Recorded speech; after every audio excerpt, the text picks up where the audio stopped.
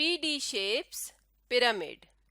3D shapes यानी 3 dimensional shapes ऐसी shapes होती हैं जिन्हें हम हाथ में पकड़ सकते हैं। आज की वीडियो में हम 3D शेप्स में पिरामिड्स को डिस्कस करेंगे। पिरामिड्स इस तरह की शेप्स होती हैं जिनकी बेस इस तरह से स्क्वायर या ट्राइंगल होती है। जैसे हम इसके अंदर देखें तो ये इसकी बेस है जिसके ऊपर बेस लिखा हुआ है। तो ये जो इसकी साइड है जो नीचे की तरफ होती है ये इसकी बेस होती है। ये स्क्वायर, रेक्टेंगल या किसी भी तरह की शेप हो सकती है, लेकिन इसकी जो बाकी सारी साइड्स हैं ये आकर एक कोने पर मिल जाती हैं। तो इस तरह की शेप जिसकी एक बेस होती है और यहाँ ऊपर एक कोने पे तमाम साइड्स आकर मिल जाती हैं, इस तरह की शेप को हम पिरामिड कहते हैं। तो ये एक पिरामिड है। अब हम पिरामिड्स की टाइप्स देखते हैं, यानी कि हमारे पास किस तरह की पिरामिड्स होती हैं। तो एक हमारे पास इस तरह की पिरामिड होती है, इसकी ये वाली बेस है और इसकी बेस कौन सी है अगर हम देखें तो इसकी कितनी साइड्स हैं, 1 2 3। इसकी बेस की 3 साइड्स हैं। 3 साइड्स वाली शेप को हम ट्राइंगल कहते हैं। तो इस तरह की पिरामिड जिसकी बेस एक ट्राइंगल हो उसे हम कहते हैं ट्राइंगुलर पिरामिड। तो ये इस तरह की शेप होती है जिसकी बेस ट्राइंगल है और इसकी बाकी साइड्स आकर यहाँ एक कोने पर या एक कॉर्नर पर मिल जाती हैं। इसको हम कहते हैं ट्राइंगुलर पिरामिड। अब हम देखते हैं कि एक ट्राइंगुलर पिरामिड के अंदर कितने फेसेस होते हैं, कितने कॉर्नर्स होते हैं, यानी कितने कोने होते हैं। कॉर्नर्स को हम वर्टिसेस भी कहते हैं। और हम ये भी देखेंगे कि एक ट्राइंगुलर पिरामिड में कितने एजेस होते हैं। तो फेस क्या होता है? फेस पिरामिड की एक साइड को कहते हैं। जैसे ये नीचे जो ब्लू कलर में है ये इसकी एक साइड है, एक इसका फेस है। तो एक ये इसका नीचे वाला फेस होगा, बाकी एक पीछे ये वाला फेस होगा। 2 फेसेस हो गए। उसके अलावा एक ये वाला फेस 3 और एक ये वाला फेस। तो टोटल इसके 4 फेसेस हैं। तो यहाँ पर हम लिखेंगे कि इसके कितने फेसेस हैं, 4 फेसेस हैं।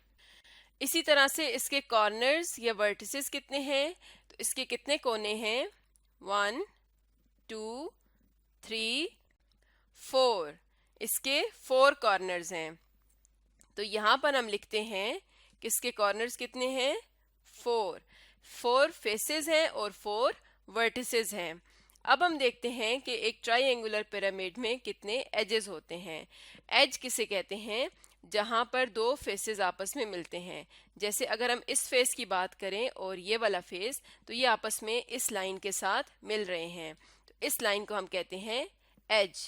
तो अब हम देखते हैं कि इसके अंदर कितने एजेस होते हैं। एक ये वाला एज है 1, एक ये वाला 2, एक ये वाला 3।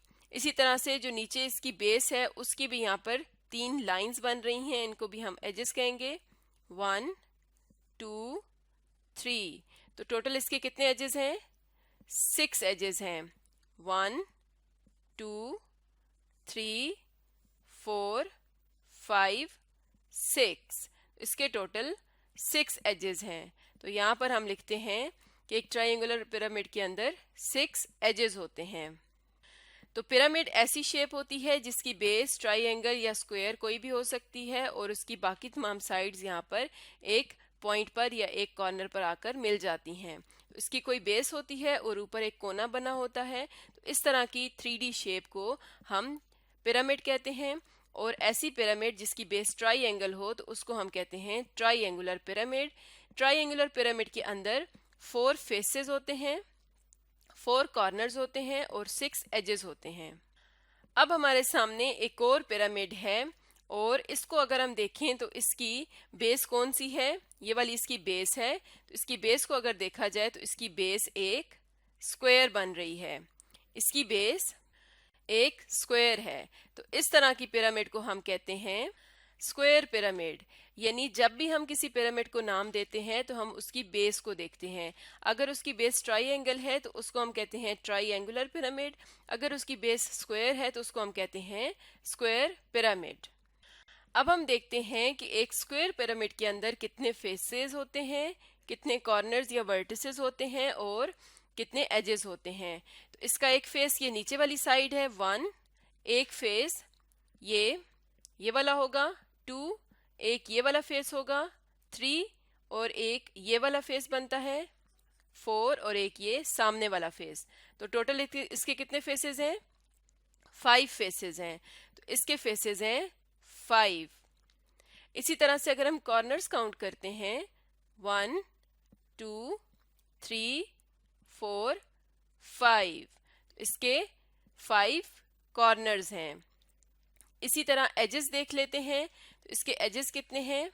1 2 3 4 5 6 7 और 8। तो इसके 8 एजेस हैं। तो यहाँ पर हम लिख देंगे 8। तो एक स्क्वायर पिरामिड के अंदर 5 फेसेस होते हैं, 5 कॉर्नर्स होते हैं और 8 एजेस होते हैं। अगर हमने काउंट किए बगैर बताना हो कि कोई पिरामिड है तो उसके अंदर कितने फेसेस होंगे, तो ये हम किस तरह से बता सकते हैं। जैसे अगर हम ट्राइएंगुलर पिरामिड को देखें तो इसके अंदर ट्राइएंगल बेस है, यानी 3 साइड्स वाली बेस है। अगर उसकी 3 साइड्स वाली बेस है तो उसके फेसेस 4 होंगे। अगर हम स्क्वायर पिरामिड को देखें तो इसकी जो बेस है उसकी 4 साइड्स हैं। अगर 4 साइड्स वाली बेस हो तो उसके फेसेस होंगे 5, यानी 3 साइड्स वाली बेस थी तो 4 फेसेस, 4 साइड्स वाली बेस थी तो 5 फेसेस, इसी तरह से 5 साइड्स वाली बेस होगी तो उसके 6 फेसेस होंगे। और जितने फेसेस होते हैं उतने ही कॉर्नर्स भी होते हैं। पिरामिड के अंदर जितने फेसेस होते हैं उतने ही कॉर्नर्स भी होते हैं। यानी जैसे यहाँ पर ट्राइंगुलर पिरामिड में 4 फेसेस थे तो 4 कॉर्नर्स थे, स्क्वायर पिरामिड में 5 फेसेस हैं और 5 कॉर्नर्स हैं।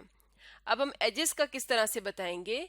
जितनी भी हमारे पास जो उसकी बेस की साइड्स होती हैं उससे डबल एजेस होते हैं। यानी उसकी बेस की कितनी साइड्स हैं? 1 2 3।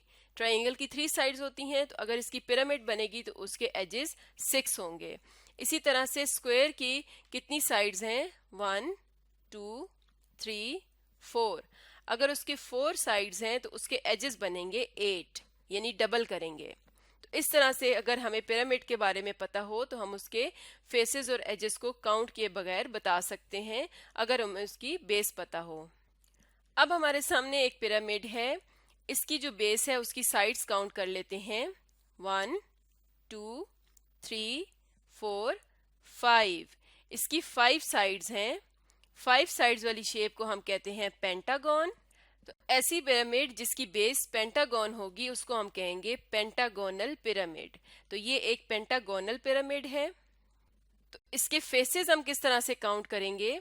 हम जानते हैं कि जितनी उसकी बेस की साइड्स होती हैं उसमें हम 1 प्लस करते हैं तो फेसेस आ जाते हैं। तो इसकी साइड्स हैं 5, तो इसके फेसेस होंगे 6। इसी तरह से जितने फेसेस होंगे उतने कॉर्नर्स होंगे। तो अगर जो उसकी बेस है उसकी 5 साइड्स हैं तो उसके 6 कॉर्नर्स होंगे। और एजेस किस तरह से फाइंड करते थे। एजेस के लिए हम बेस की साइड को डबल करते हैं। बेस की साइड्स अगर 5 हैं तो एजेस 10 होंगे।